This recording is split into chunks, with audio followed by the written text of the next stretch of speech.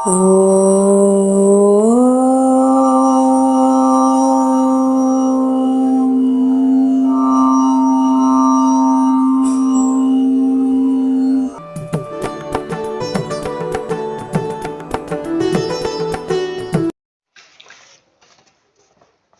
பக்தர்களுக்கும் ஜெயந்தி பாலசீனிவாசன் அநேக நமஸ்காரங்கள். இன்றைய தினம் சிறப்பு சிவஸ்தலங்கள் என்கிற தலைப்பின் மூலம் சிவகங்கை மாவட்டம் இளையாற்றங்குடி அருள்மிகு நித்திய கல்யாணி சமேத அருள்மிகு கைலாசநாதர் திருக்கோவிலை பற்றி விவரிக்க உள்ளேன். இக்கோவில் நகரத்தார் சமூகத்தினரால் நிர்வகிக்கப்படுகிறது.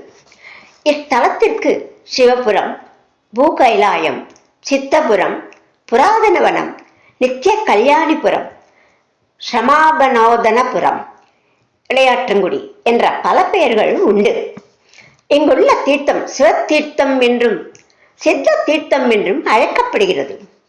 இக்கோவில் சிவகங்கை மாவட்டம் காரைக்குடியில் இருந்து 25 கிலோமீட்டர் தொலைவில் இளையாற்றங்குடியில் அமைந்துள்ளது.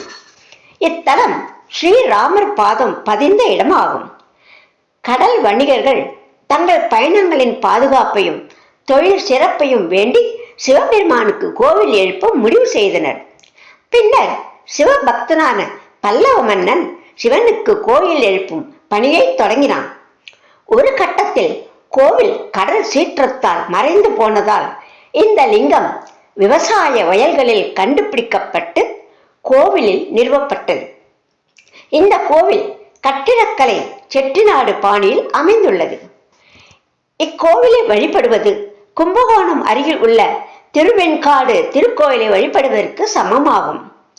வளமிக்க மாயாபுரத்தை ஆண்ட அசுரர்களுள் கொடியவனான சூரபத்மனின் மகன் பானுகோபன் தேவலோகத்தின் மீது படையெடுத்து இந்திரனையும் தேவர்களையும் முறியடித்து பல கொடுமைகளை செய்தான்.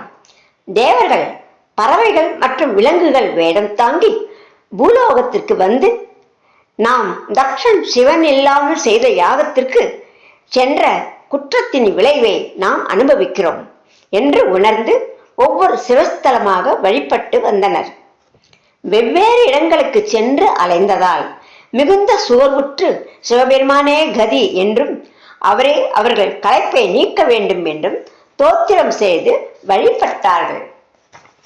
இவ்வாறு களைப்புடன் அலையும் பொழுது தற்செயலாக புராதனவன எல்லைக்குள் புகுந்தவுடனே அவர்களுடைய களைப்பும் சோர்வும் மறைந்து ஊக்கமும் தைரியமும் உண்டாயின. களைப்பையும் சோர்வையும் நீக்கி புத்துணர்வு தந்ததால் இந்த இடம் இளையாற்றங்குடி என்று கூறப்படுகிறது.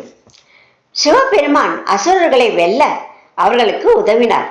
இது தல புராணத்துடன் நேரடியாக இணைக்கப்பட்டுள்ளது. கைலாயத்திற்கு நிகரானதாக இத்தலம் ஒப்பிடப்பட்டுள்ளது.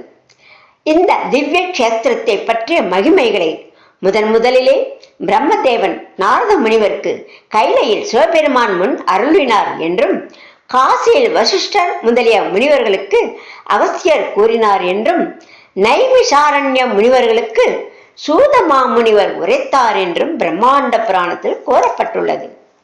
சூதமாமுனிவர் அவரது குருவான வியாச பகவானை தியானம் செய்து கூறியதில் சில குறிப்புகளை பார்ப்போம்.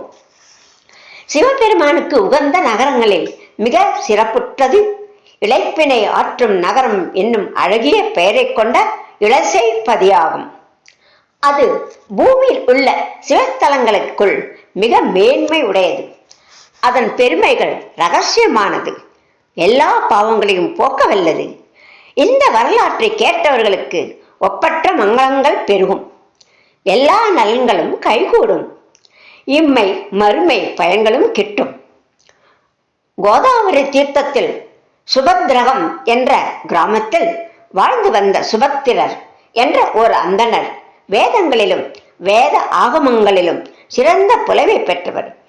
அவர் மனைவி பத்ரதையாருடனும் 9 புத்திரர்களுடனும் கிரகஸ்த தர்மத்தை மிக சிறப்பாக நடத்தி வந்தார்.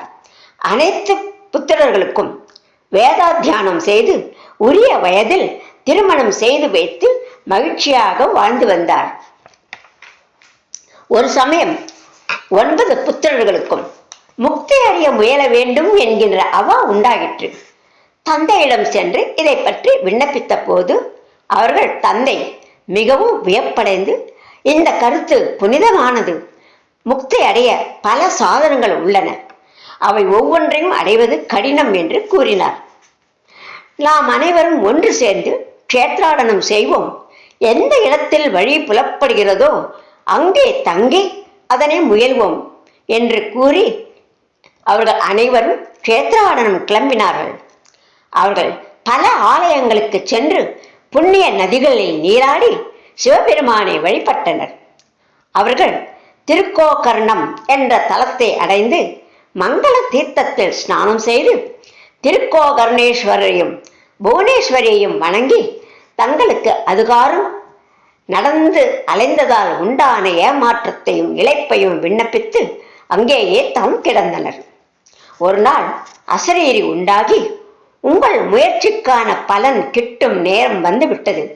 இத்தலத்திற்கு அருகில் உள்ள இளையாற்றங்குடி கஷேத்திரத்தில் உலக மாதா நித்திய கல்யாணியுடன் யாம் சுயம்புவாய் சதா காலமும் விளங்குவோம். அங்குள்ள சிவ தீர்த்தத்தில் அனைவரும் நீராடினால் ஐயங்கள் எல்லாம் நீங்கிவிடும் என்று கூறியது. சுபத்திரர் முதலானவர்கள் சிவ தீர்த்தத்தில் நீராடி அந்நீரையே பருகி களைப்புகள் தீர்ந்து அதன் கரையில் தங்கினார்கள். சிவபெருமான் தேவியுடன் சித்தர் உருவில் வந்து அறம் பொருள் இன்பம் மூன்றும் அழியும் தன்மையென என்றும் அழிவில்லாததான வீட்டுக்கு வழி ஞானம் என்றும் அந்த ஞானத்தை அடையும் வழிமுறைகளையும் உரைத்து அவர்களின் சந்தேகங்களை நீக்கினார். இதை கேட்ட சுபத்திரரும் அவருடைய குடும்பத்தினரும் அவர்களுக்கு நன்றி கூறி, ஒரு நொடியில் எங்களுடைய சந்தேகங்களை தீர்த்து வைத்தீர்கள் என்றும், தாங்கள் யார், எங்கிருந்து வந்தீர்கள் என்று கேட்க, சித்தர் வடிவில் இருந்த பெருமான் அருகில் இருந்த பராசக்தியை நோக்கி புன்னகை புரிய இருவரும் எதிரில் இருந்த லிங்கத்தின் இடத்திலே மறைந்து அருளினார்கள். இதை கண்ட சுபத்திரரும் அவர் குடும்பத்தினரும் பெரும் வியப்பு கொண்டு மகிழ்ச்சி அடைந்தனர். பிறகு அந்த லிங்கத்தை உற்று நோக்கிய போது அது திருச்சடையும் ருத்ராட்சமும் காணப்பட்டன. சுபத்திரர் சிவபெருமானிடம் எங்கள் விண்ணப்பத்திற்கு செவி சாய்த்து அருள வேண்டுகிறேன் என்று கூறினார். உங்களுடைய தீர்த்த மகிமையால் நாங்கள் சித்தி அடைந்தோம். ஆகவே இந்த தலத்திற்கு சித்த கஷேத்திரம் என்றும், இந்த மகாலிங்கத்திற்கு சித்தபதி என்றும், இந்த தீர்த்தத்திற்கு சித்த தீர்த்தம் என்றும் நாமங்கள் உண்டாக வேண்டும் என்று பிரார்த்திக்க வானத்தில் ஓம் என்ற ஒலி மிக கம்பீரமாக எழுந்தது.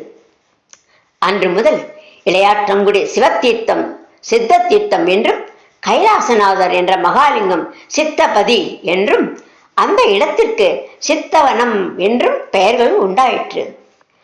கார்த்திகை சோமவாரம், சனி பிரதோஷம், சிவராத்திரி மற்றும் ஜென்ம நட்சத்திரம் ஆகிய புண்ணிய நாட்களில் சித்த தீர்த்தத்தில் ஸ்நானம் செய்பவர்களுக்கு ஸ்ரீ நித்திய கல்யாணி சமேத ஸ்ரீ கைலாசநாதரின் திருவருளால் நாம் விரும்பிய யாவற்றையும் எளிதில் அடைவர் என்று கூறப்படுகிறது.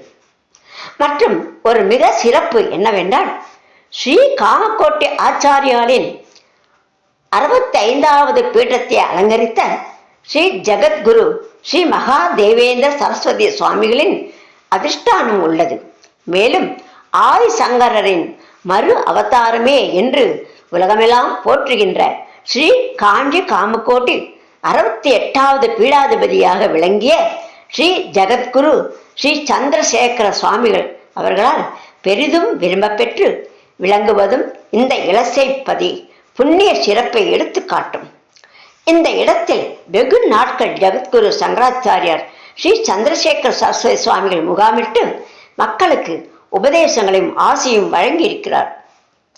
பக்தர்களே, மற்றும் ஒரு சிறப்பு நிகழ்ச்சியை பகிர்ந்து கொள்கிறேன். 1962 பாம்பே மகாலிங்கம் ஐயர் தனது 4 புதல்வர்களை 2 புதல்வர்களை மூளை காய்ச்சியினால் இழந்ததால் அவருக்கு காஞ்சி மகா பெரியவா ஆசி செய்து புத்திர சோகம் இனிமேல் வராது என்று அருளி அக்ஷதி கொடுத்தார். 63 வருடங்கள் கழித்தும் மற்ற 2 புதல்வர்களும் உயிருடன் இருக்கிறார்கள் என்பது ஆச்சரியம்.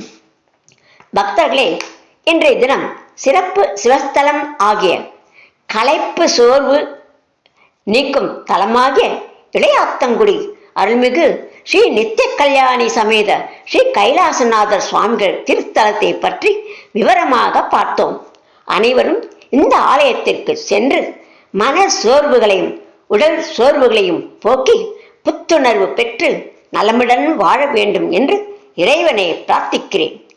கூடிய விரைவில் மற்றும் ஒரு சிறப்பு சிவஸ்தலத்தை பற்றிய விவரங்களுடன் மீண்டும் உங்களை சந்திக்க எல்லாம் வல்ல இறைவனை பிரார்த்திக்கிறேன். ஜெயந்தி பாலஸ்ரீனிவாசன். நன்றிகள், வணக்கங்கள்.